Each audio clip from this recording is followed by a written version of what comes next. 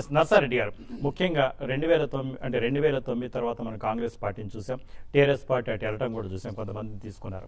అలాగే 2014 తర్వాత మీ పార్టీ తరఫున గెలిచిన అతి తక్కువ మంది, అంటే ఉదాహరణకి మీరు రావాల్సిన సీట్లు రాలేదు, వచ్చిన వాళ్ళు కూడా ధర్మారెడ్డి గారు వెళ్ళిపోయారు, తీగల కృష్ణారెడ్డి గారు వెళ్ళిపోయారు, శ్రీనివాస్ యాదవ్ గారు వెళ్ళారు. అయితే శ్రీనివాస్ యాదవ్ గారు ఒక మంచి పని చేసింది ఏంటంటే రాజీనామా చేసి వెళ్ళారు. ఆయన మిగతా వాళ్ళు మాత్రం రాజీనామా చేయలేదు.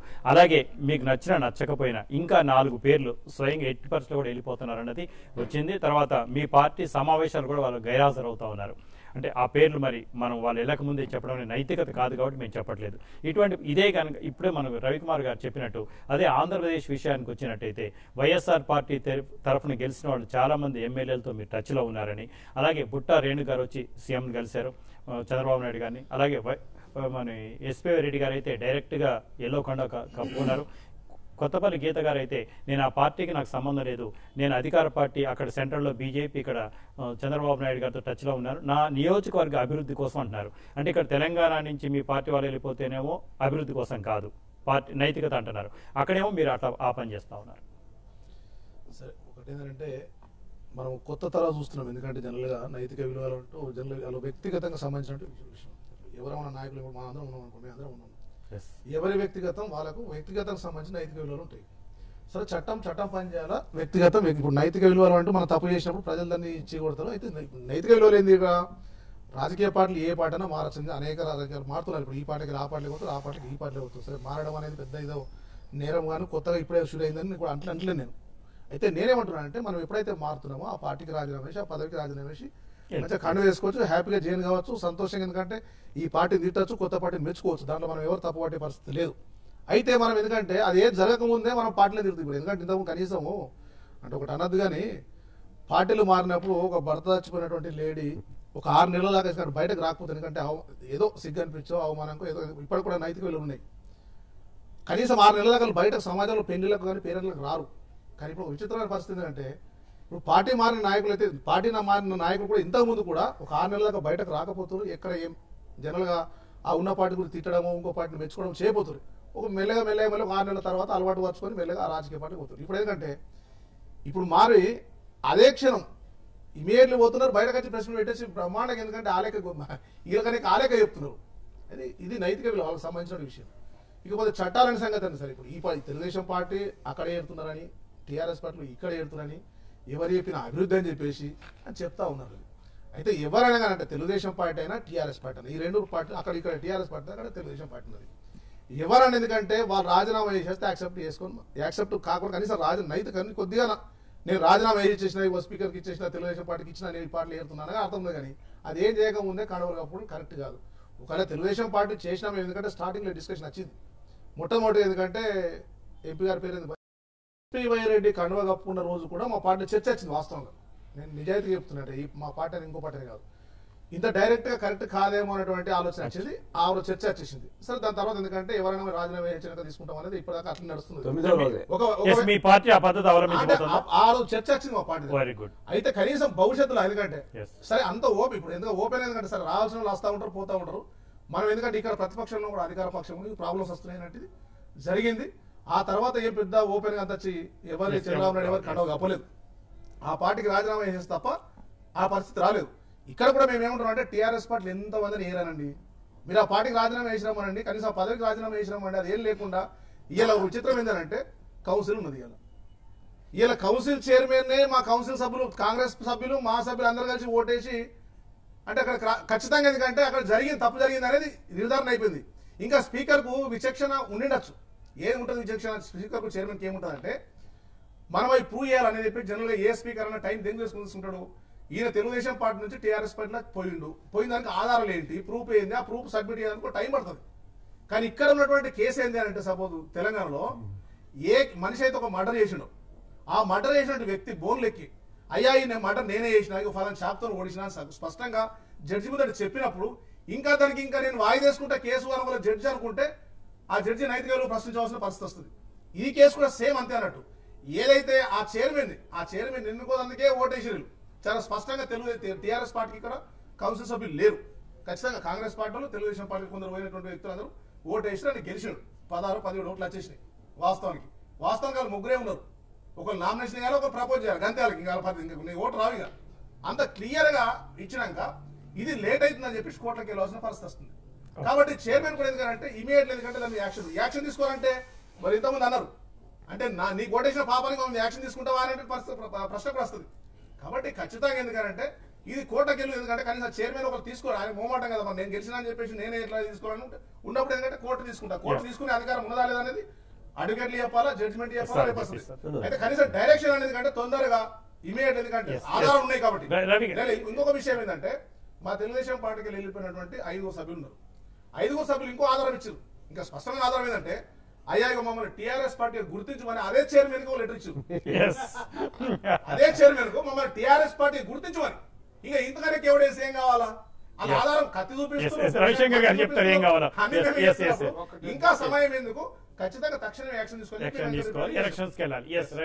బార్ కౌన్సిల్ ప్రెసిడెంట్ గారు రవి గారు మాట్లాడుతూ ఒక విషయం చెప్పారు. మల్లు రవి గారు కాంగ్రెస్ పార్టీ రాజశేఖర రెడ్డి గారికి క్లోజ్గా ఉన్నారు. ఆ రోజుల్లో టీఆర్ఎస్ పార్టీ నుంచి దాదాపు 10-11 మంది కాంగ్రెస్ పార్టీకి వచ్చారు. చాలా కాలం తర్వాత స్పీకర్ సురేష్ రెడ్డి గారు నిర్ణయం తీసుకున్నారు. అప్పుడేం చేశారు? నేను ఇందా మాట్లాడినప్పుడు వారు విని ఉంటారని అనుకుంటున్నాను. ఈ చట్టంలో కొన్ని లొసుకులు ఉన్నాయి, అవసరమైతే చట్టానికి కూడా మార్పు తీసుకురావాలని చెప్పాను. అయితే కొన్ని ఇవాళ మీరు కోర్టుకు ఎందుకు పోయారన్నట్టుగా కూడా మాట్లాడారు. కోర్టుకు పోవాల్సిన పరిస్థితి ఎందుకు వచ్చిందో చెప్పాను. కౌన్సిల్లో మాకు ఉన్నటువంటి మెంబర్స్ అందరూ ఎన్మాస్ గా అక్కడ పోవటం వల్లనే అసలు ఏమి లేనటువంటి ఒక వ్యక్తి స్పీకర్ గా అసలు పోస్ట్ అదే స్పీకర్ నిర్ణయం తీసుకోవాల్సిన చైర్మన్ పోస్ట్ కే ఆయన ఓట్లేశారు. అది జరిగింది. అందువల్ల యాక్షన్ తీసుకొని కోర్టుకు పోయారు. కోర్టుకు పోతే మరి మీరెందుకు అప్పుడు కోర్టుకు పోలేదని చెప్తున్నారు రవి గారు. ఎవరికి నష్టం జరిగిందో ఆ పార్టీకి సంబంధించినటువంటి వ్యక్తులు కోర్టుకు పోవాలి. అంతేగాని టీఆర్ఎస్ పార్టీ వాళ్ళు మా పార్టీలోకి వచ్చారని వాళ్ళు వద్దని చెప్పడానికి కోర్టుకు పోవాల్సిన పని లేదు కదా మాకు. అదే వారికి గుర్తు చేస్తున్నాను. ఎందుకంటే ఆ రోజు టీఆర్ఎస్ పార్టీ కోర్టుకు పోయి ఉంటే అసలు ఈ గొడవ జరగకుండా ఉండేది. అప్పుడే నిర్ణయం జరిగేది, అప్పుడే ఏదో ఒక డైరెక్షన్ వచ్చేది, ఇవి ముందుకు వచ్చేది కదా. కనీసం ఇప్పుడైనా నేను అది ఒప్పుకోవటం లేదు, ఇది ఒప్పుకోవటం లేదు అంటే నువ్వు ఒప్పుకోవటం లేదని అంటే సరిపోద్ది అంటే నేను చేయగలిగింది అంతకంటే ఎక్కువ లేదు. కాంగ్రెస్ పార్టీ మీ పార్టీ నుంచి అయినా తెలుగుదేశం పార్టీ నుంచి అయినా మీ పార్టీ తరఫున ఎన్నికైన శాసనసభ్యులు కానీ శాసన మండలి సభ్యులు కానీ ఇతర పార్టీలోకి వెళ్తున్నారు అంటే మీ పార్టీకి సంబంధం లేదా, మీ పార్టీ సరిచూసుకోవాల్సిన అవసరం లేదా, మీ పార్టీ తప్పిదం కనిపించలేదు. ఎందుకంటే ఇదే TV5 స్టూడియోలో భానుప్రసాద్ గారు స్పష్టంగా చెప్పారు, మా పార్టీ విధానాలు నచ్చట్లేదు అంటే ఢిల్లీ నుంచి ఈ ఆదేశాలు మాకు నచ్చట్లేదు. ఏదైతే వాళ్ళు శాసన మండలి అంటే ఉదాహరణకి శాసన మండలి అంటే మెయిన్ సభ్యుడిగా అంటే ప్రతిపక్ష సభ్యుడిగా మేము ఒకరు చేయమని చెప్పాము, అది చేయలేదు, ప్రజాస్వామ్యం లేదు కాబట్టి మేము వెళ్ళామని చెప్పారు. మాకు జరిగినటువంటి పొరపాటు ఏంటంటే మేము ఎవరికి టికెట్ ఇవ్వాలో, ఎవరు 5 సంవత్సరాలు ఆ టికెట్ ని నమ్మి గౌరవించి ప్రజలకి కాంగ్రెస్ పార్టీ తరఫున సేవ చేస్తారో వాళ్ళని కాకుండా టికెట్ ఇచ్చాం. అది ఇచ్చిన తర్వాత గుర్తించాం. మరి అందువల్లనే కోర్టుకు పోయాము. భానుప్రకాష్ గారు చెప్పొచ్చు, ఇంకోళ్ళు చెప్పొచ్చు. మిమ్మల్ని ఎమ్మెల్సీ చేసినటువంటి పార్టీ, టికెట్ ఇచ్చి చేసినటువంటి పార్టీ. ఇప్పుడు డెమోక్రసీ వ్యక్తిగత స్వేచ్ఛ ఉండాలా? ఎటువంటి స్వేచ్ఛ ఉండాలో మనం ఒక ఎలక్షన్ లో ఒక చట్టం కూడా తెచ్చాం. అది సరిగా పనిచేయటంలో ఏమి స్వేచ్ఛ అంటే ఒకవేళ నువ్వు ఈ పార్టీలో జరుగుతున్న పరిణామాలు నీకు నచ్చకపోతే ఈ పార్టీకి మన ప్రాథమిక సభ్యత్వానికి మీకు వచ్చిన పదవిని రిజైన్ చేసి వేరే పార్టీలో చేరే స్వేచ్ఛ తీసుకోవటం వల్ల ఎవరికి నష్టం లేదు. కానీ ఇక్కడ వచ్చిన పదవిని అక్కడ ఉన్నటువంటి పార్టీలో నాయకుడిని చైర్మన్ చేయడానికో, స్పీకర్ చేయడానికో, మంత్రి చేయడానికో, ముఖ్యమంత్రి చేయడానికో మీరు పోతే మీరు ప్రజల్ని, పార్టీని, మిమ్మల్ని ఎన్నిక చేసినటువంటి ప్రజల్ని, మీకు టికెట్ ఇచ్చినటువంటి పార్టీని రెండింటిని కూడా వంచినట్టుగా, మోసం చేసినట్టుగా ఉంది. ఇటువంటి వ్యవస్థ మీరు ఒక్క వ్యక్తిగతంగా చెప్పడం లేదు, ఒక్క భానుప్రసాద్లో లేదు, ఇది మొత్తం వ్యవస్థలోనే మార్పు రావాలి. ఒక మంచి పరిణామం ఏంటంటే జడ్జి గారు ఒక డైరెక్షన్ ఇచ్చారు. ఫస్ట్ టైం ఆయన దీని మీద ఒక నిర్ణయం జరిగితే నిర్ణయం జరుగుతుంది. ముఖ్యంగా రవిశంకర్ గారు అంటే ఒక జడ్జికి లేదా హైకోర్టు కానీ సుప్రీంకోర్టు కానీ స్పీకర్ కి ఇన్ని రోజుల్లోగా ఈ నిర్ణయం ప్రకటించాలి, disposal the application with in this time అని చెప్పి మనకు రెవెన్యూ వాళ్ళకి, కలెక్టర్స్ కి వాళ్ళకి ఇస్తుంటారు. హైకోర్టు సర్వసాధారణం అది. వీళ్ళకు dispose the application with in 2 months అనే అధికారం ఉందా? నిజంగా స్పీకర్ మీద హైకోర్టుకి అధికారాలు ఉంటాయా? అటువంటి డైరెక్షన్స్ ఉన్నాయా? అసలు దానికి ముందు 3 ప్రశ్నలకు సమాధానం నా సోదరుడు న్యాయవాది రవికుమార్ గారు మాట్లాడారు.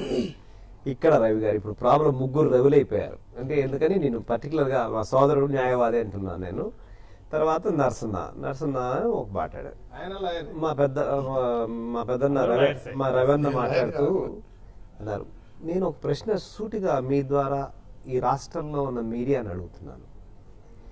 రవణకి తెలుసు, నరసన్నకు తెలుసు, అసెంబ్లీలో సెషన్ అయిపోయిన తర్వాత నెంబర్ ఆఫ్ మెంబర్స్ అని లీడర్ ఆఫ్ ది హౌస్ పేరు మీద అసెంబ్లీ రిలీజ్ చేస్తుంది. ఈ భానుప్రసాద్ని, అమోస్ని వీళ్ళందరినీ టీఆర్ఎస్ మెంబర్లుగా డిక్లేర్ చేసి చూపిస్తున్నారా, కాంగ్రెస్ మెంబర్లుగా చూపిస్తున్నారా ఫస్ట్ అడగాలి. ఈ మీడియా అనేది సోకాల్డ్ మీడియా వాళ్ళని తీసుకొచ్చి టీఆర్ఎస్ మెంబర్లుగా కూర్చోబెట్టి వాళ్ళని టీఆర్ఎస్ చెప్పించి కాంగ్రెస్ ను టీడీపీని తిట్టించడం అనేది ఎంతవరకు సబబు? నువ్వు కాంగ్రెస్ మెంబర్వే అని చెప్పి అతని కాంగ్రెస్ మెంబర్ గా పిలవాల్సింది పోయి మీరు కూడా 10th షెడ్యూల్ తూట్లు పొడుస్తున్నారు. మీరు కూడా ఏంటంటే వాళ్ళు ఎవరి కండు కట్టుకుని గెలిచారు? ప్రజాస్వామ్యంలో పార్టీ సుప్రీం. వాళ్ళు కాంగ్రెస్ మెంబర్లు మాత్రమే. వాళ్ళని కాంగ్రెస్ మెంబర్గా ఇంట్రడ్యూస్ చేయండి. మీరు కాంగ్రెస్ మెంబర్లుగానే పిలవాలి. మీరు వాళ్ళకి కూడా కాంగ్రెస్ మెంబర్లుగా కంటిన్యూ అవుతూ మీకు కండువాలు కప్పుకున్న వాడికి సరిపోతుందా? అసెంబ్లీ నుంచి పిలిపించుకోండి మీరు కావాలంటే కాగితాలు, లేకపోతే నా ఆఫీస్కి రేపు పొద్దున ఏమన్నా పంపించండి. వాళ్ళు ఏ పార్టీ మెంబర్లో నేను చూపిస్తాను. నెంబర్ 1.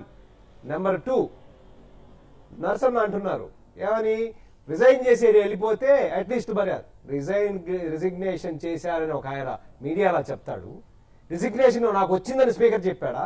రిజిగ్నేషన్ వచ్చినప్పుడు యాక్సెప్ట్ ఎందుకు చేయలేదు స్పీకరు? రిజైన్ చేశాడు అంటే అర్థం ఏంటి?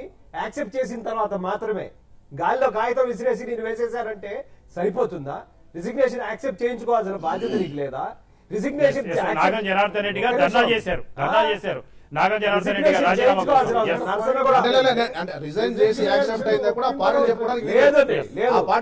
రిజిగ్నేషన్ యాక్సెప్ట్ చేస్తేనే రిజైన్ చేసినట్టు.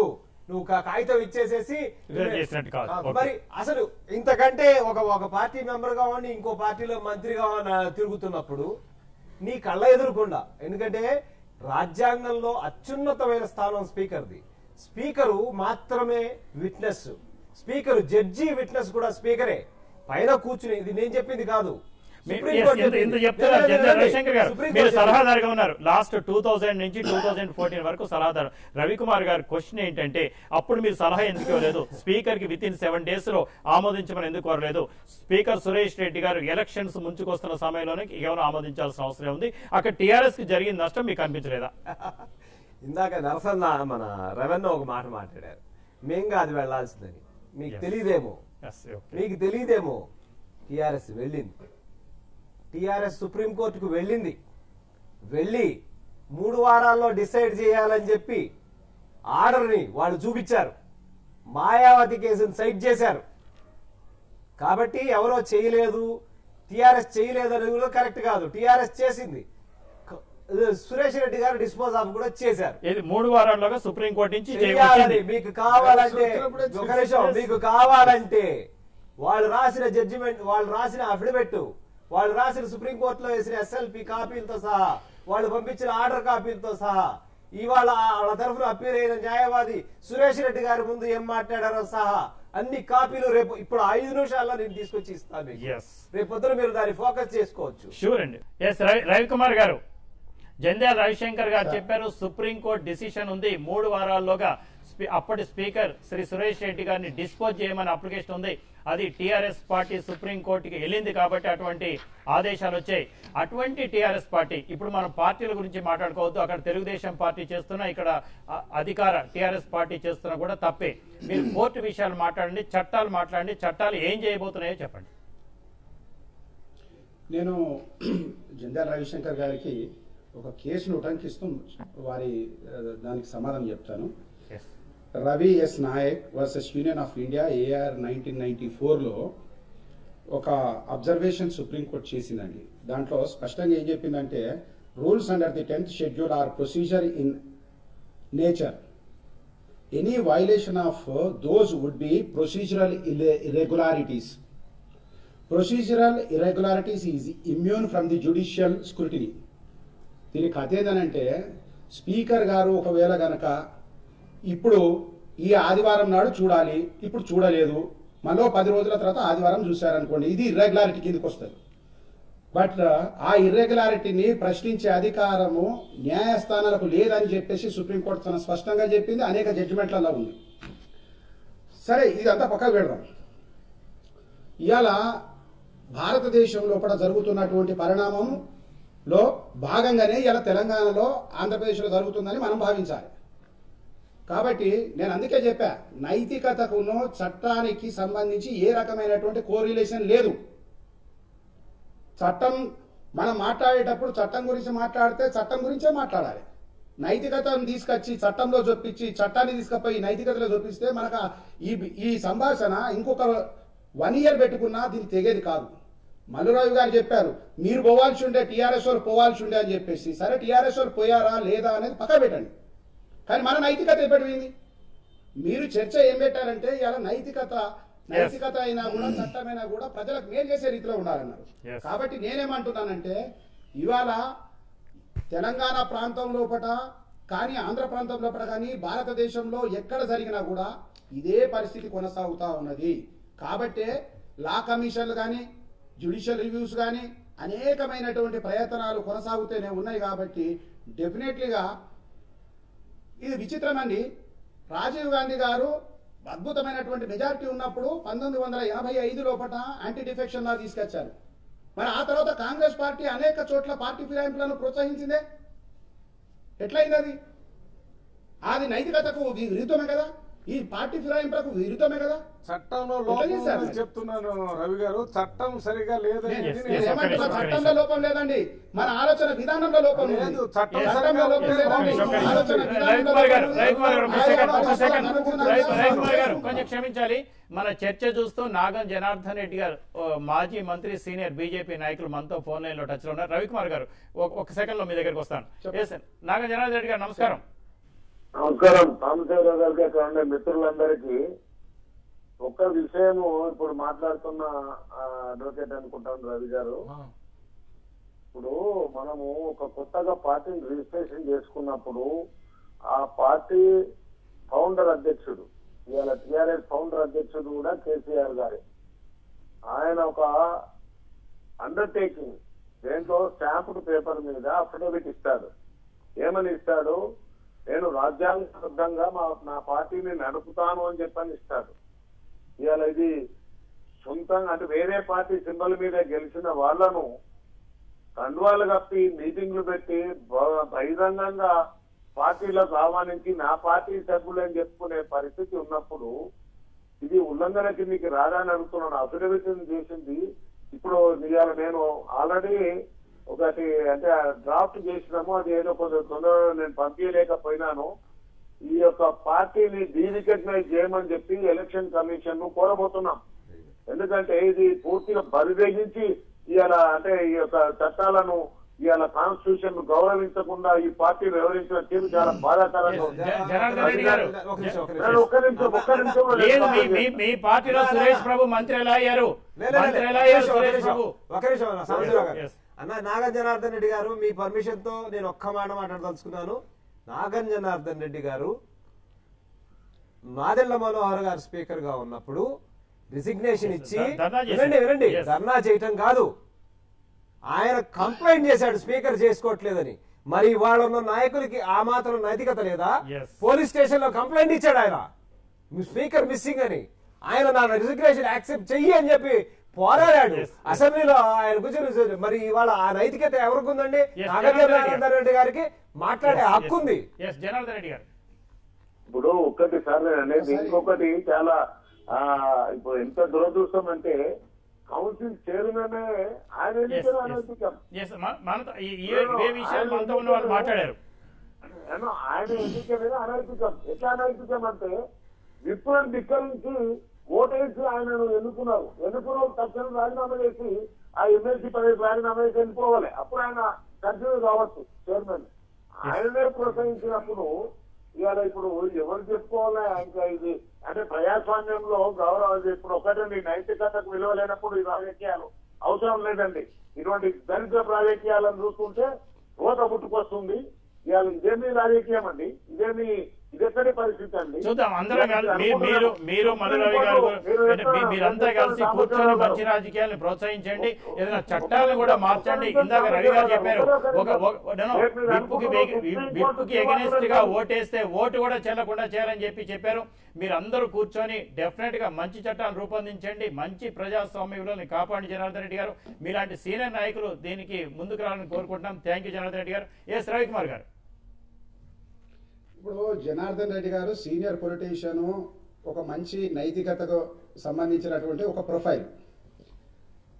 కానీ విచిత్రం, వారు మాట్లాడేది కూడా జాతీయ పార్టీ అయినటువంటి భారతీయ జనతా పార్టీలో వారు ఉన్నారు. ఈ దేశంలో ఉన్నటువంటి 28 రాష్ట్రాలకు సంబంధించినటువంటి వాటి విషయాలలో వారికి పరిజ్ఞానం ఉండాలి. అనేక రాష్ట్రాలలో కూడా భారతీయ జనతా పార్టీ వేరే పార్టీలకు సంబంధించినటువంటి వాళ్ళను ఎట్లా ఆ పార్టీలో చేర్చుకున్నది? ఎమ్మెల్యేస్ ఎక్కడ చేర్చుకున్నారో చెప్పండి. When you are representing, నేనేమంటాను Sambasivarao గారు, ఒక్క నిమిషం. When you are representing a political party, the activity of the political party also reflect in your voice. You reflect in your voice. అట్లా మాట్లాడండి.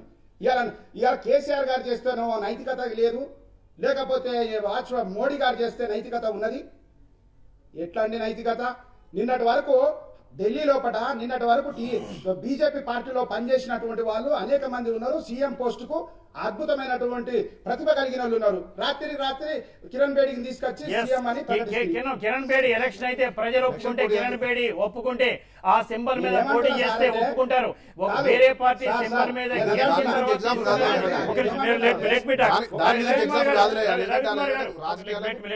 రవికుమార్ గారు, ముఖ్యంగా మనం మాట్లాడుతుంది ఒక పార్టీ సింబల్ మీద గెలిచి ప్రజలు ఆ పార్టీకి ఓటేసిన తర్వాత ఆ పార్టీ నుంచి అధికార పార్టీలోకి ఇతర పార్టీలోకి వెళ్ళినప్పుడు ఆ పార్టీ ద్వారా సంక్రమించిన ఎమ్మెల్యే ఎమ్మెల్సీ పదవులకు రాజీనామా చేసి వెళ్తే బాగుంటుందనేది మన చర్చా కార్యక్రమం. కానీ ఆల్రెడీ రాజీనామా చేసిన తర్వాత, ఎందుకంటే కేసీఆర్ గారు కూడా తెలుగుదేశం పార్టీకి రాజీనామా చేసి టీఆర్ఎస్ పార్టీ పెట్టిన తర్వాత సిద్దిపేట నుంచి ఎలక్షన్కి వెళ్ళి అత్యధిక మెజార్టీతో గెలిచారు. అందరూ కూడా అప్రిషియేట్ చేశాం. వీళ్ళందరూ ఇంకోటి టీఆర్ఎస్ కు సంబంధించిన అనేక మంది ఎమ్మెల్యేలు అనేక సార్లు ఉప ఎన్నికలకు వెళ్ళారు. అంతంత మెజార్టీ కూడా పెంచుకున్నారు. మనందరూ కూడా అప్రిషియేట్ చేశాం. పోచారం శ్రీనివాసరెడ్డి గారు రాజీనామా చేశారు, గంప గోవర్ధన్ గారు రాజీనామా చేశారు, వాళ్ళిద్దరూ గెలిచారు. మనందరం కూడా అప్రిషియేట్ చేశాం. అటువంటి పరిస్థితి ఉండాలని కోరుకుంటున్నాం. రెండోది ఏంటంటే ఇతర పార్టీలకు లేని నైతికత ఇవాళ టీఆర్ఎస్ పార్టీకి ఉండాలని కూడా కోరుకుందాం. ముఖ్యంగా దేశ రాష్ట్ర రాజకీయాల్లో ఆ పార్టీ మంచి విలువలు కనుక పెంపొందిస్తే ఇతర పార్టీలకు ఆదర్శంగా ఉండాలని కూడా కోరుకుందాం మనం. నేను ఒక విషయం చెప్తున్నా సోమశేఖర్ గారు, డెఫినెట్లీ టీఆర్ఎస్ పార్టీ అని క్వశ్చన్ కాదు ఇక్కడ. మీరు చర్చ పెట్టినటువంటి విషయంలో నేను ఒక విషయాన్ని ఉటంకిస్తూ మాట్లాడాను తప్ప వేరే కాదు. అయినప్పటికీ సాంబశివరావు గారు, నేనేమంటున్నానంటే ఈరోజు పార్టీ ఫిరాయింపుల చట్టం ఏదైతే ఉన్నదో ఆ చట్టము లోపభూయిష్టంగా ఉన్నది అని నేను అనను. కానీ మన వ్యక్తిత్వం అంటే ఆ రాజకీయ నాయకుల వ్యక్తిత్వమే ఆ రకంగా ఉన్నది. అది మన పనికి వస్తేనేమో పార్టీ ఫిరాయింపులు కాదు, పనికి రాకపోతేనేమో పార్టీ ఫిరాయింపులు. నేను అనేది ఏంటంటే రవికుమార్ గారు క్లోజ్ చేద్దాం. మీ న్యాయవాదులంతా కూడా కూర్చొని ఏది న్యాయం ఏది చట్టం ప్రజలకు ఏది ఉపయోగపడుతుంది, నైతిక విలువలు కాపాడాల్సిన బాధ్యత సమాజంలో మీ అందరు కూడా ఉంది. మా అందరికన్నా ముఖ్యంగా న్యాయవాదులు కాబట్టి, న్యాయశాస్త్రం చదువుకున్న వాళ్ళు కాబట్టి, చట్టం తెలిసిన వాళ్ళు కాబట్టి మీరందరూ కూడా బరువు బాధ్యతలు మోయాలనే మనం కోరుకుంటున్నాం. అదే టీవీ5 చర్చ. ఎవరు ఏ పార్టీలోకి వెళ్తారో ఎలా వెళ్తారో మాకు సంబంధం లేని అంశం. రవి గారు క్లోజ్ చేద్దాం ప్లీజ్. 2 సంవత్సరాల కంటే ఎక్కువ పనిష్మెంట్ పడ్డటువంటి వ్యక్తుల యొక్క మెంబర్షిప్ ఆటోమేటిక్ గా పోతుందని చెప్పినప్పుడే జయలలిత ఇది కూడా అటువంటి చట్టం రావాలనే మేము ఒకటే సార్, ఒకటే అందరికీ నేను చెప్పదలుచుకుంది ఏంటంటే, స్పీకరు నెక్స్ట్ 5 years డిసైడ్ చేయను అంటాడండి. కోర్టు కళ్ళు మూసుకుని చెవులు మూసుకుని కూర్చుంటాయా? ఎలక్షన్స్ కి వెళ్తారు, ఏమైనా చేస్తారు. ఇదే మనకు కావాల్సిన. ఇది వాటి టాప్ స్టోరీ. నమస్కారం.